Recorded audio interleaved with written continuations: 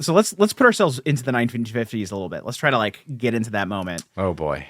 You got to understand that how popular comic books were in the 1950s. If you remember Famous Funnies, that first pamphlet comic book that we talked about episodes and episodes and episodes ago, that was 1933. It's the first comic book that we think of, 1933. At that point, hardly anyone's reading comic books. But by 1950, there's over 600 different comic book titles hitting the newsstand every month, right? So you have 600 different books to choose from. And there are 100 million comic books selling in the United States every month. That's a lot.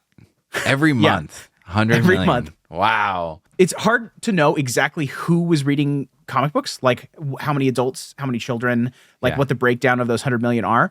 But we do have some information. There were surveys of children from the time that said that 95% of boys and 91% of girls were reading comic books. And the reason for that is that they were highly available. They were cheap. A comic book was just 10 cents. But other children's books would sell for like $1 or $2. So just a fraction. And comics were notoriously passed around. Like think if you're a millennial and you know that like Yu-Gi-Oh cards or like Pokemon cards were getting traded at like recess, think that, but comic books or Pogs if you're a little bit before that. I'm sure there's other analogs. Yeah. Every single comic book, some people estimated would be read between 5 and 8 additional readers beyond the first. Oh man, because of that, I bet there's some very sad adults that were like, as a kid, I had Action Comics, but I just traded it on the schoolyard because like that's what we did. Sure, yeah. I mean, in the 1950s, we're like past World War II, so like a lot of those like really super early stuff was like destroyed as part of the war effort. But like, yeah, totally. It's like right after. Yes. World War II. Yeah. Yeah, the way that they engaged with it was totally different. And one scholar that I've been referencing a ton is Dr. Carol Tilley. We'll talk more about her work in a bit. She's at the School of Information Sciences at University of Illinois. She points out something that's really interesting to me. There are more kids in 1950 reading comic books than play video games today, like as a percentage. Wow. Right? Yeah. I mean, you're saying 91% of girls and 95% of boys. That's like... That's crazy. Those are crazy bananas numbers. It cuts across race. It cuts across gender. It cuts across class in a way that very few things do today, right? Yeah. And like, I think it's easy to think that like because of the internet, we've all atomized. Like it's easier to niche down now than it used to be back then, and that's true. But even so, like it's just like everybody was reading comics. It was everybody. Like, yes, it was crazy pervasive.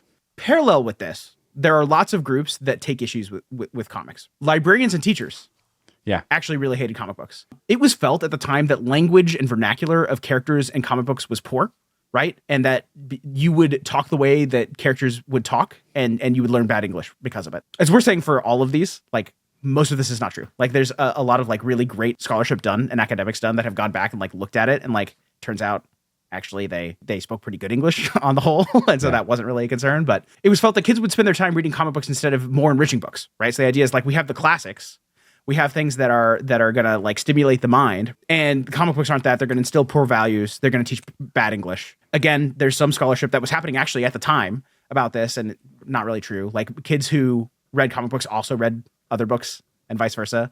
It was felt that kids would look at just the images and not read words at all. Right. And that it was a crutch, and that like the pictures were more prevalent than the words. And like, I don't know, Brian, when you read Golden Age comic books, do you think that they are wordy or not wordy? I mean, pretty wordy. Crazy wordy. They do a lot of like saying instead of showing. There's 2 to 3 times as many words in a Golden Age comic book per page than there is in a modern comic book today, right? Like there's a lot of text to the point where like it's crowding out art sometimes, right? Yeah. But I mean, there's also, I'm sitting back here with a smirk because it's like very sarcastically, I'm thinking like, oh, I'm glad that this ended with the Comics Code Authority. Like it's not like old people have always hated what young people like and that content is bad and needs to be censored. Yes. 100%. We'll talk more about like how some of these things are replaced like almost immediately. People move on from comic books to like demonizing the next media or whatever. Yeah. But beyond librarians and teachers, there's various parents and mothers groups that take issue with comics. The content was felt to be over-sexualized, violent, morally questionable. They would display crime, drug and alcohol use, even things like bad manners, right? Disrespect for authority, rowdiness, right? This idea of juvenile delinquency, which we'll talk more about here in a minute. Yeah, totally. On the kind of on those same lines, like that's the thing we see in like say YouTube today is you watch videos on like how to pick locks, and it's like, oh, you're teaching people how to break the law. Like this is a how-to on crime. Yeah, no, I definitely think that like when people talk about like TikTok brain rot, I do think there's some merit to that. The idea that like we're hyping people up on dopamine, that like people's attention spans are shorter and shorter than ever. However, like, you know, kids saying skibbity toilet, like I don't know, that's just slang, right? It's normal for the older generation to not get what the younger kids are doing, right? Like we had our own stuff when I was a kid as well. Yep, I remember. It's a fun time.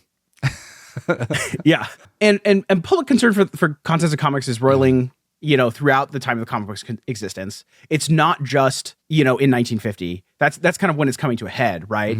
It even predates comic books themselves, like when comic strips are a thing. And it's not a surprise because there's all kinds of parallel social movements that are happening at the same time. Temperance and prohibition are happening around then, which is like making alcohol illegal. The moral panic around the content of movies, which resulted in the Motion Picture Production Code, or the Hays Code. That shows up in the 1930s. Yep. There's the Code of Practices for Television, which is sort of similar, right? Shows up in 1952. So that's just before Comics Code Authority. The Red Scare is going on.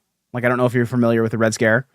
Well, yeah, definitely. Yeah. So the gist of that is that, like, there's this thing called McCarthyism. There's the senator called Joseph McCarthy. He's leading this movement to excise all communists, quote unquote communists, from public life and government involvement, sort of trying to ideologically align the entire nation against an idea. It, you know, fascist stuff. Oh yeah, totally. I mean, nothing in common with today. just won a war, and they were like, "Look, we learned about all these other governments, and they're bad. So we need to protect democracy. So just everything about those other governments is bad, and if you like those, you're bad too." Right. So it's this like kind of leads into some of the thought police stuff and like the 1984 and the book, not the year. Yes, and the attitudes on censorship back then were just different, right? Oh yeah. Orwell doesn't write 1984 until 1949, right? Bradbury doesn't. Pegged that.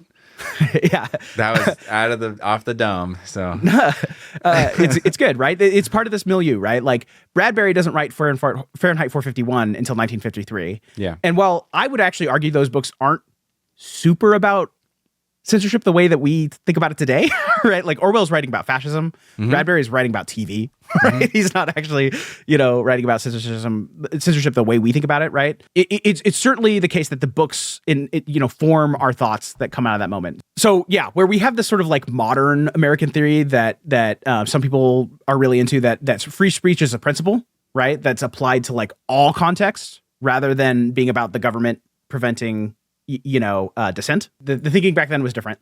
Although I will say that things like the RIAA, the Recording Industry of America, marking record labels as explicit with the parental advisory sticker or whatever, that doesn't happen until the 90s. Right. The ESRB rating games doesn't happen until the 90s. No, yeah. MPAA, the Motion Picture Association, moving away from the Hays Code to a rating system happens in the 60s, right? So like we continue to have like censorship type things even today, right? So like in some ways the attitudes have shifted, in other ways they haven't. I mean, I think that there is like an angle on regulation here that makes a lot of sense to me, to say like just abstract away from content and censorship, but like how do you know that the food you're buying is safe?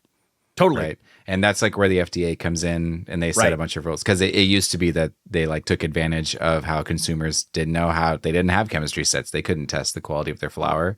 Right. And stuff like that. And so like, I think that being able to say like, there is not a reasonable expectation that everyone knows everything, and being able to mark them as safe or as safe for a certain age or whatever, I think that makes a lot of sense, especially like as a parent, being able to say like, oh, this video game is okay for my kids, or this video game's a little too intense and stuff like that. 100%. But that's not censorship, right? That's just labeling and ratings and stuff like that. But I know that there's like kind of a fuzzy line on some of those things too. Well, I think the idea, right, that like I would not let my child watch a movie with like sufficient violence or gore or sex or language or whatever actually is censorship, right? But it's a decision that I'm making. It's not one that the government is making. Exactly. Right. Yes. And so I think the attitude now tends to be, and I think I tend to align myself with this, right? That it's about giving people the tools to be able to do that, right? rather than saying that people aren't allowed to sell something, right? Or that something shouldn't be allowed to exist, like that there's a wrong think, to borrow from Orwell, right? So anyway, all these parallel movements that are happening, McCarthyism, the movies, TVs, temperance, right? These parallel movements take up a lot of the oxygen, right? And they defer action on comics, right? So even as people are talking, in the 30s and 40s about it, those things are more important. Also, World War II, right? Like people's focus is on that. There's just limited attention in the public eye about comic books. But eventually, that public sort of outcry comes to a head in 1954, right? And that happens when there's a new Senate subcommittee on juvenile delinquency. That subcommittee is really another example of a much smaller moral panic, right? That's happening at the same time. Like every era, there were some social ills that were affecting youth. Like there was gangs, heroin was starting to be kind of an epidemic at the time. There was these improvised guns that became popular called zip guns, where basically you would make it yourself, right? Like people talk now about 3D printed guns, but like happening in the 50s too, right? Mm-hmm. But the reality is that like crime rates and like drug usage, et cetera, were actually pretty low. Like in the context of what became before and what came after, like stuff was time was pretty good. They're largely worried about stuff that isn't happening or is really happening, but they're worried about other stuff that they're not actually talking about, right? Yeah. This is the time when the nuclear family becomes dominantly popular. Multi-generational households stop being a thing, right? So you're just living with you and your children or you and your parents, as opposed to having like your cousins and your aunts and your uncles, your grandparents, right? All living under one roof. Suburbia is super popping off. Yeah. Right. So we get the sort of stereotypical housing where, white picket fence, single family homes set back from each other, tract housing, right? Yeah. Well, like the cookie cutter is like, just to explain the metaphor a little bit, is they all look the same. It's like I imagine, and this might be kind of a dumb comparison, but like I imagine Edward Scissorhands. Sure. And yeah. when No, you go 100%. through, and it's like every house is the same, but they're just painted different colors. Yeah. I live in a neighborhood like that, by the way. Like it's super part of the American experience now. Yeah, totally. And usually that's accompanied by like HOAs and stuff. But at that time, I don't think that was. I don't think back then. Yeah, that's a newer invention. Mm-hmm. The Los Angeles metro from 1930 to 1950 doubles in population, right? So like, and that's just urban sprawl, right? And suburban sprawl. Wow. Yes. In that same period of time, the population density of Manhattan is falling. So you get this sort of like de-densification that's happening even in urban centers, right? Mm-hmm. So people are becoming a little bit less socially connected, right? In a weird way. Okay. Parallel with that, after World War II, the U.S. GDP like goes crazy, like ape mode, like off the chain, out of control. We're enjoying our status as the world hegemonic power, right? Like everyone switches to the dollar for trade. Yep. Disposable income is through the roof.